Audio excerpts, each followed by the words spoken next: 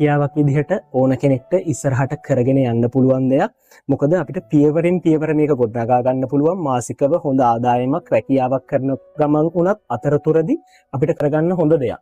එතකොට එකපාර ලොකු මුදලක් යටවන්න ඕනි කියලා දෙයක් නැහැ. Tamanට අතේ තියෙන විදිහට මේක පටන්ගෙන ඊට පස්සේ හිමීට වැඩි දියුණු කරගෙන යන්න හැකියාවක් තියෙනවා මහත්මයා. ඔව් බොහොම ස්තුතියි. එතකොට මේ කාංචන මහත්මයා අත කියන්නකො මේ ශාමොන් බ්‍රීඩ් එකේ ගැන වර්ග කොච්චරක් ඉන්නවද? එතකොට ශාමොන් බ්‍රීඩ් එක ගත්තොත් මේක ඇත්තටම ජපන් වලින් ආරම්භ වුණ බ්‍රීඩ් එකක්. එතකොට ශාමෝලගේ ප්‍රධාන වශයෙන් වර්ග දෙකක් ඉන්නවා. එකක් ඕෂාමෝ අනිත් එක කෝෂාමෝ කියන එක. එතකොට ඕෂාමෝ එකේ තමයි මේ සතා ගොඩක් ලොකු.